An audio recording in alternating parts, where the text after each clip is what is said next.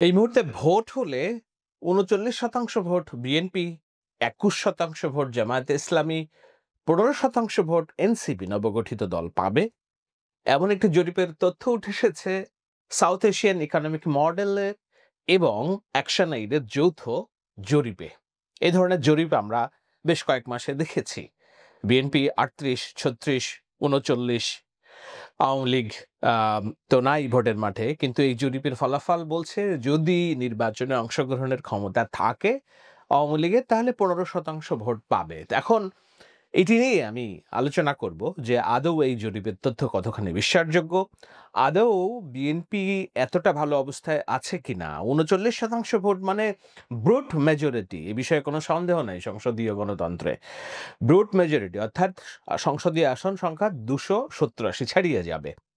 অন্যদিকে শতাংশ হিসেবে যখন বলা হচ্ছে ২১% জামাতে ইসলামী, তার অর্থ এই যে ৩৯% থেকে তো ২১% প্রায় ২০ ভাগের ডিফারেন্স। ২০ ভাগের ডিফারেন্স হলেও ভোটে জয় পরাজয় নির্ধারিত হয় ৫ থেকে ৫,০০০ ভোটের ব্যবধানে। সেই হিসেবে জামায়াতে ইসলামীর আসন সংখ্যা কোনোভাবেই ১৫-২০ টার উপরে ওঠার কথা না, যেটা আমি বারবার বলছি। কিন্তু এটাই কি সত্যি কথা? এটাই কি আসলে নিয়তি?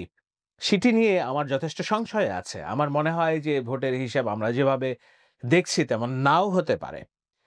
কিন্তু সেটি আলোচনা করার আগে রোড টু ভোটের এই আলোচনায় আপনাদের স্বাগত এবং আপনাদেরকে একটা প্রশ্ন জিজ্ঞাসা করে শুরু করতে চাই। সেটি হলো এই মুহূর্তে ভোটের জন্য সবচেয়ে বেশি প্রস্তুতি আছে কোন দলটির বলে আপনাদের মনে হয়? গণমজাতন্ত্র একটি চমৎকার কার্টুন করেছে। দেখুন।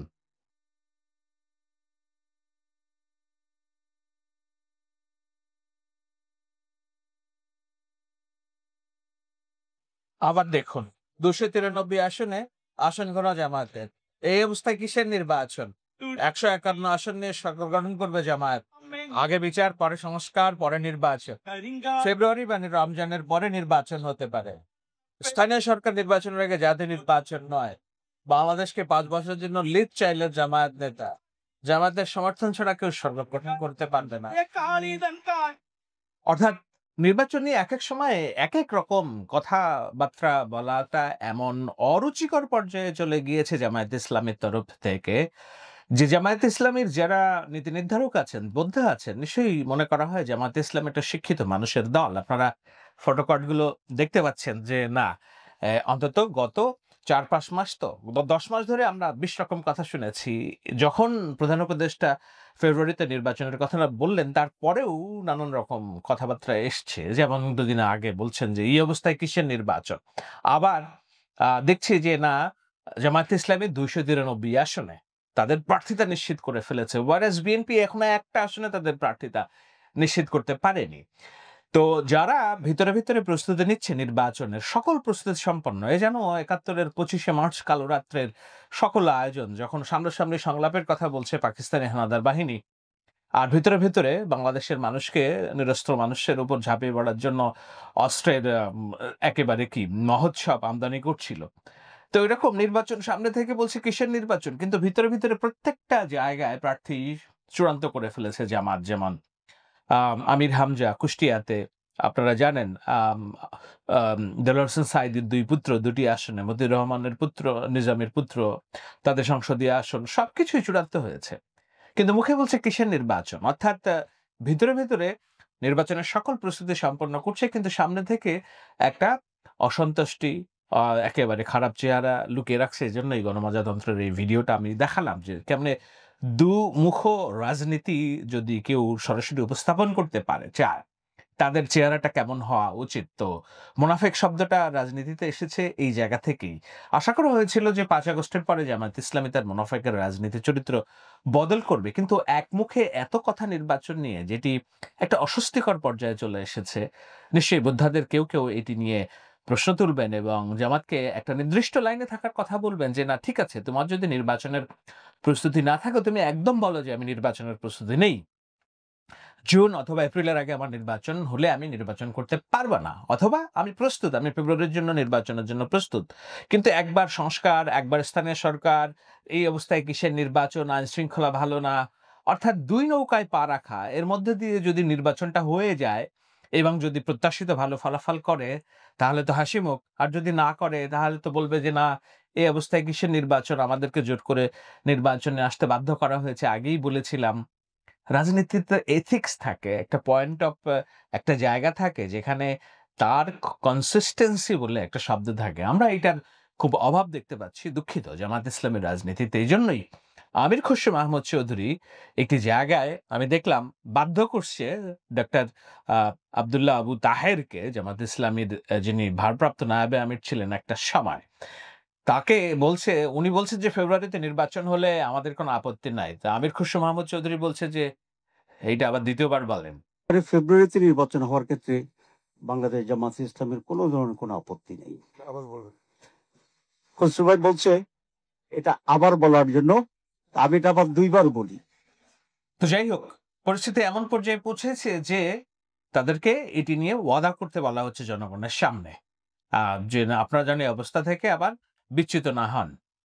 আমি আলোচনাটা ওইদিকে নেব না। নিশ্চয়ই নির্বাচন হলে জামাত 21% ভোট পাবে, যেটা দেখিয়েছে সেটা জামাত ইসলামের এ যাবৎকালের সবচেয়ে বড় অর্জন হতে পারে স্বাধীনতার পরপরই।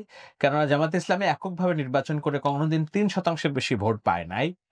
জামাত ইসলামী এতদিন পর্যন্ত নির্বাচন, বাংলাদেশে যতগুলো নির্বাচন হয়েছে স্বাধীনতার পরে, মূলত বিএনপির সাথে নির্বাচন করেছে এবং একসাথে একই প্রতীকে, কখনো কখনো জামাত ইসলামের কেন্দ্রীয় নেতৃত্ব থেকে শুরু করে সবাই ধানের শীষেও নির্বাচন করেছে।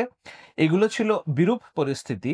একেবারে যখন সবকিছু হারিয়ে একটা অথৈ সমুদ্রে সাঁতার কাটার মতো অবস্থা, নাকে মুখে পানি, তখন বিএনপির উপরে ঘাড়ে চেপে নিশ্চয়ই এই ফলাফলগুলো তারা করেছে। এবং বিএনপি যে তাদের থেকে যে সুবিধা পায়নি সেটা বললেও সত্যের অপপ্রলাপ হবে। কেননা নবিয়া সরকার গঠনে বিএনপির সমর্থন ছিল, দরকার ছিল জামায়াতের সমর্থন, সেটি তারা পেয়েছে। এরপরে 2001 সালে বিপুল মেজরিটি নিয়ে যে বিএনপি সরকার গঠন করলো, সেখানেও জামাতের সাথে জোটের এই ভূমিকা অনেকখানি গুরুত্বপূর্ণ ভূমিকা রেখেছিল। কিন্তু তার অর্থ এই যে এককভাবে জামায়াত ইসলামী কখনো যদি নির্বাচন করে কতখানি ভোট পাবে জামায়াত ইসলামী? এককভাবে ভোট করলে বিএনপি 1996 সালে একটি চরম অজনপ্রিয় সরকার থাকা সত্ত্বেও সংসদীয় আসনের 116টিতে তারা জয় তুলে নেয়। এখন এই অবস্থায় বিএনপি মূলত মনে হচ্ছে যে এককভাবে তারা নির্বাচন করবে এবং সাথে নিবে ছোট ছোট কিছু দলকে, যেমন গণসংহতি আন্দোলন, মাহমুদুর রহমান মান্নার আম যেই দল আছে সেটি, এবং আরো আমি জানি না জাতীয় পার্টির রাজনীতিতে সমীকরণ কোন দিকে যাবে, তারা কোন পক্ষে জোট বাঁধবে, ভোটের রাজনীতিতে তারা থাকবে, এটি আমার দৃঢ় বিশ্বাস। আওয়ামী লীগ হয়তো রাজনীতিতে আছে কিন্তু ভোটের এবারের নির্বাচনে হয়তো তাদের সংশ্লিষ্টতা থাকবে না, কিন্তু স্বতন্ত্র নির্বাচন অনেকেই করবেন আওয়ামী লীগের কর্মী সমর্থকদের মধ্যে থেকে, নিঃসন্দেহে বলা যায়। বাকি যেটা থাকে বিএনপি সাথে নির্বাচন, তাহলে জামায়াত ইসলামীর, এখন জামায়াত ইসলামী যদি 21% ভোট পায়, সংসদীয় আসন কটি পেতে পারে সেটি নিয়ে আলোচনা। অন্য সবচেয়ে বড় আলোচনা যে এনসিপি নামক নতুন রাজনৈতিক দলটি, যারা তাদের নিবন্ধন পেয়েছে কিংবা পেতে যাচ্ছে, নির্বাচনী প্রতীক শাপলা চেয়েছে, নির্বাচন কমিশন বলেছে এটি দিতে কোনো আপত্তি নেই। তরুণ প্রজন্মের অনেকেই এনসিপির প্রতি তাদের সহানুভূতি, সহমর্মিতা দেখাচ্ছে এবং আমি দেখছি যে যখন নাহিদ, হাসনাত, সার্জিস, এরা আক্তাররা মাঠ চষে বেড়াচ্ছে, সেখানে মোটামুটি উল্লেখযোগ্য পরিমাণ জনসম্পৃক্ততা দেখা যাচ্ছে। ঢাকার তুলনায়, অন্তত ঢাকায় তারা ডাকলে পহেলা বৈশাখের অনুষ্ঠান এবং জুলাইয়ের যে স্মৃতিচারণ অনুষ্ঠান, সেখানে শূন্য উপস্থিতি, সেই বিপরীতে আমি মাঠে তাদের যথেষ্ট উপস্থিতি আমি দেখতে পাচ্ছি যদি কম্পেয়ার করি। কিন্তু এককভাবে যদি কোন একটি রাজনৈতিক দলের বিএনপির কোন সংসদ সদস্য প্রার্থীর জনসভার সাথেও যদি আমি তুলনা করি, তাহলে এনসিপির যে কেন্দ্রীয় সব নেতা মাঠে এক জায়গায় হয়েও সেই পরিমাণ জনসংযোগ করতে পারছে না। অথবা ইসলামী শাসনতন্ত্র আন্দোলন হাত পাখার একটি সমাবেশের সাথেও যদি আমি তুলনা করি, সেই তুলনায় জন উপস্থিতি খুবই কম, সেটি বাধ্য হয়ে বলতে হবে। কিন্তু তারপরেও তাদের প্রতি যে ট্রাকশন, অর্থাৎ আকর্ষণ গ্রহণ যাচ্ছে মানুষের, সেটি মনে করার মতো। এবং সেটি যদি হয়, সেক্ষেত্রে তারা যদি 15% ভোট পায়, সংসদীয় আসন নিশ্চয়ই জামাতের ধারে কাছে আসন তারা পাবে। যদিও মাসুদ কামাল সাংবাদিক, তিনি বলছেন যে এককভাবে যদি এনসিপি নির্বাচন করে তাহলে তারা একটি আসনে জামানতও তারা রক্ষা করতে পারবেন না। আমরা শুনি বক্তব্যটা একবার যদি থাকে সংগ্রহে। এনসিপি যদি আলাদা নির্বাচন করে, আলাদা, তারা যদি কোনো একটা আসনে তাদের জামানত রক্ষা করতে পারে, ওইটাই হবে এনসিপির সাফল্য। এটা হলো আমার অবজারভেশন এনসিপি নিয়ে। এখন এই মুহূর্তে এনসিপি কোথায় ইলেকশন করে জামানত বাজার রাখতে পারবে না, বজায় রাখতে পারবে না। এটা বাস্তবতারে ভাই, এত দ্রুত হয় না। হতে পারতো, কিন্তু এনসিপি দলটা করার পরের থেকেই তারা যে সমস্ত কর্মকাণ্ড করেছে, বিভিন্ন দেখেন এনসিপির কিন্তু কিছু কিছু দায় নিতে হচ্ছে। যেমন ধরেন এনসিপিকে নিতে হচ্ছে সরকারের ব্যর্থতার দায়, কিন্তু এনসিপির উপরে পড়ছে। এখন লোকে মনে করে এটা সরকারি দল, সরকারের 2 জন ছাত্র উপদেষ্টা আছে, এদের নিয়ে নানা রকম স্ক্যান্ডাল আমরা বাজারে শুনি। এই প্রত্যেকটা স্ক্যান্ডাল এনসিপির ওজন কমিয়ে দিচ্ছে, অথচ তারা কিন্তু বলে আমি এনসিপি করি না। এনসিপি বলছে তারা কেউ না করে না, কিন্তু আবার একসঙ্গে বসে কফি খায়। ওই ছবিটা আমরা দেখি, আবার ওই উপদেষ্টা বাসার সবাই মিলে যায়, আলাপ টালাপ করে। ওটা ওই যে এক নারী বললো না, ওখানে আমার দেখা হয়েছিল, ওই তার বাসায় ইনার করতে গেছিলাম, তো যায়, কিন্তু একদল করে না। তো বলতেছে, পাবলিক দেখতেছে, তারপরে পাবলিক এখন কে জামানত রাখবে কে জামানত রাখবে না সেটি বড় কথা না। জামাতে ইসলাম 21% ভোট নিয়ে কটি সংসদীয় আসন পেতে পারে সেটি বড় কথা না। যেই জরিপটি হয়েছে সেটিও বড় কথা না, এই কারণে যে এখানে বিএনপিকে যে 39% জয়ী দেখানো হচ্ছে, এটি কিন্তু বলে রাখি যে সাউথ এশিয়ান ইকোনমিক মডেলিং বা সানেম এবং অ্যাকশন এইড এরা যৌথভাবে যে 2000 মানুষের, সারা দেশের 2000 মানুষের উপর স্যাম্পলিং পদ্ধতিতে জরিপটি করেছে। সেখান থেকে তরুণদের মতামত জানার চেষ্টা করা হয়েছে। অর্থাৎ এমন না যে তারা কোন দলকে ভোট দিবে এই আলোচনা না, তারা মনে করছে যে কোন দল জয়ী হতে পারে সেই ধারণার একটা জরিপ করা হয়েছে। তো তরুণদের 39% মনে করে যে বিএনপি জয়ী হবে। এটি একদিক দিয়ে ঠিক আছে, এই কারণে যে বাংলাদেশের বেশিরভাগ মানুষ মনে করে যে বিএনপি জয়ী হবে। জরিপগুলোর যে রেজাল্ট সেটাও বলা হচ্ছে বিএনপি জয়ী হবে। অর্থাৎ যেই ধারণা বিএনপি জয়ী হবে সেই ধারণাটাই পোষণ করেছেন তরুণরা। কিন্তু তারা কি নিজেরা বিএনপিকে ভোট দিবেন সেটা কিন্তু এই জরিপের ফলাফল না। সেই জায়গায় আমার মনে হয় শুভঙ্করের ফাঁকি আছে এবং যথেষ্ট চিন্তার কারণ আছে বিএনপির জন্য, যে না এই মুহূর্তে নির্বাচন হলে বিএনপি জয়ী হবে, এই যে একটা ধারণা, সেই ধারণাই মূলত বিএনপি বিরোধী শিবিরকে শক্ত সমর্থন করছে এবং তাদের অ্যালায়েন্স বড় তৈরি হওয়ার মতো পরিবেশ পরিস্থিতি তৈরি করে দিচ্ছে। এবং এই জরিপগুলো একটা ভুল বার্তা দিচ্ছে জনমানুষকে যে বিএনপি তো জয়ী হয়েই যাবে। সুতরাং জয়ী হয়ে যাবে এই ধারণায় যদি বিএনপি কর্মী সমর্থকরা ভোট কেন্দ্রে না যায়, তাহলে যাদের ভোট একেবারে ভোট বাক্স একেবারে বন্দুকের গুলি মিস হবে, কিন্তু ভোট মিস হবে না এমন, যেমন জামায়াতে ইসলামী ক্যাডার ভিত্তিক রাজনৈতিক দল, যেমন আওয়ামী লীগ ক্যাডার ভিত্তিক রাজনৈতিক দল, বিএনপি তো ক্যাডার ভিত্তিক রাজনৈতিক দল না। বিএনপি হচ্ছে পপুলিস্টে ভোট এবং ভাসমান ভোট সবসময় বিএনপির পক্ষে থাকে।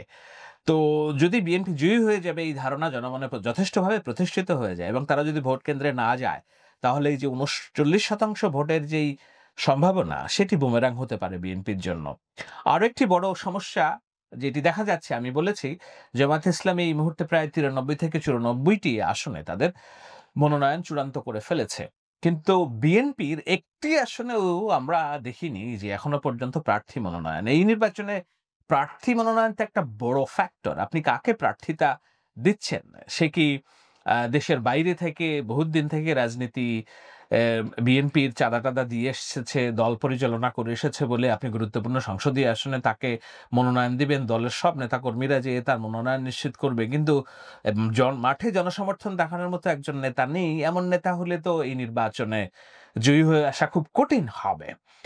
অনেক রাজনৈতিক নেতাকে আমি চিনি যারা থাকেন দেশের বাইরে, এলাকায় যাদের সংশ্লিষ্টতা আছে, যারা রাজনীতি করে, তারা মনোনয়নের দৌড়ে এগিয়ে নেই। এগিয়ে আছে বিএনপির সাথে সংশ্লিষ্ট, পরিবারের সাথে সংশ্লিষ্ট এমন নেতাদের অনেকেই আছেন যারা মনোনয়ন দৌড়ে এগিয়ে আছেন, যাদের মাঠের কর্মী সমর্থকদের সাথে কোনো যোগাযোগ নেই। তো মনোনয়ন প্রক্রিয়ায় যদি আপনি জনগণের সাথে সম্পৃক্ত এবং অপেক্ষাকৃত তরুণ এবং মেধাবী মনোনয়ন যদি আপনি নিশ্চিত না করতে পারেন, ভোটের রাজনীতি উল্টাপাল্টা হতে বেশিক্ষণ সময় লাগবে না। যদি এমন উল্টাপাল্টা আমি প্রেডিকশন করি না যে একেবারে মাঠের গোলপোস্ট উল্টা হয়ে যাবে, বিএনপির সরকার গঠনের মতো জনপ্রিয়তা থাকবে, এটি 11 নির্বাচন হলেও আমি মনে করি। কিন্তু সেই নির্বাচনে সরকার গঠন করার মতো জনপ্রিয়তাকে ব্যাপকভাবে চ্যালেঞ্জ করতে পারে, সেই ফ্যাক্টরগুলো বিএনপি ধাতব্যে নিচ্ছে কিনা আমার হিসেবে নেই। যেমন আমি বললাম যে একটি সংসদীয় আসনে কখনো বিএনপির মনোনয়ন চূড়ান্ত হয়নি। একবার যখন বিএনপির একটি সংসদীয় আসনে একজনকে মনোনয়ন দেওয়া হবে, অন্তত 5 জন বিকল্প দাঁড়িয়ে যাবে। হয় তারা স্বতন্ত্র নির্বাচন করবে, অথবা তারা এই যে অন্যান্য যেসব রাজনৈতিক দল এনসিপির মতো যারা উঠে আসছে তাদের নমিনেশন নিতে চাইবে। একবার চিন্তা করুন অবস্থাটা কোথায় যেয়ে দাঁড়াবে। তো সেই জায়গাগুলোতে বিএনপি নিশ্চয়ই এত এটাকে কি বলে ভরসা নির্ভাবনায় থাকার মতো রাজনীতি যদি করে থাকে, তাহলে আমার ধারণা ভুল হবে, এবং একটি ভুল পদক্ষেপ। বিএনপি 17-18 বছর ক্ষমতার বাইরে, অন্তত আরো 4-5 বছর যদি ক্ষমতার বাইরে থাকে, তখন এই রাজনৈতিক দলটি শেখ হাসিনার দমনপীড়নের মধ্যেও টিকে ছিল। কিন্তু এখন তো দমনপীড়ন নেই। এখন যদি মাঠে নির্বাচনে ভুল পদক্ষেপের কারণে বিএনপির ব্রুট মেজরিটি, অর্থাৎ সরকার গঠনের মতো সংখ্যাগরিষ্ঠতা যদি অর্জন করতে না পারে, গিভেন দ্য ফ্যাক্ট যে ইসলামী দলগুলো জামাত ইসলামের নেতৃত্বে যেভাবে অ্যালায়েন্স তৈরি করছে এবং এনসিপি যেভাবে অ্যালায়েন্স তৈরি করছে, এনসিপির 15% ভোট আর জামাতের 21% ভোট মিলে কত হয়? অন্তত 36% ভোট, বিএনপি 39% ভোট, 38% ভোট, খুব বেশি ব্যবধান কিন্তু নেই। সুতরাং এই নির্বাচন যে মারাত্মক প্রতিদ্বন্দ্বিতাপূর্ণ হবে, অ্যালায়েন্সের রাজনীতি যদি করতে পারে জামাত ইসলামী, তাহলে ফলাফল পুরোপূর্ণ তাদের ঘরে নিয়ে আসতে পারে। আর এনসিপি তো আছেই, জামায়াতের সাথে মোস্টলি অ্যালাইন্ড একটা রাজনৈতিক প্ল্যাটফর্ম হিসেবে নিজেদেরকে গড়ে তুলছে, এবং তাদের যে অর্গানাইজেশনাল স্ট্রাকচার নাই, পাওয়ার নাই। জামাত ইসলামী তাদের অর্গানাইজেশনাল স্ট্রাকচার পাওয়ার যদি ধার দিয়ে এনসিপিকে মাঠে এইভাবে পদে পদে তাদেরকে সামনে সহযোগিতা করে, নির্বাচনে যে কোনো কিছুই হতে পারে, এটি আমার হিসাব। সেজন্য আমি জরিপের উপর খুব বেশি ভরসা রেখে খুব নিশ্চিন্ত থাকতে চাইছি না, যেটা বিএনপি নেতা কর্মী সমর্থকরা নিশ্চিন্ত হওয়ার চেষ্টা করছেন। সামনে নির্বাচন সত্যিকার অর্থেই খুবই প্রতিদ্বন্দ্বিপূর্ণ নির্বাচন, এবং জরিপ ফলাফল দেখে নিশ্চিন্তে ঘরে বসে থেকে যদি কেউ রাজনীতির চিন্তা করে, নিঃসন্দেহে তারা একটা বড় ভুল করবে বলেই আমি আমার বিশ্লেষণে বলে রাখলাম রোড টু ভোটের এই আলোচনায়। বাদবাকি যেগুলো আপডেট আসবে ওগুলো তো আপনাদের দেওয়ার চেষ্টাই করব এই আলোচনার ধারাবাহিকতায়। সবাইকে ধন্যবাদ।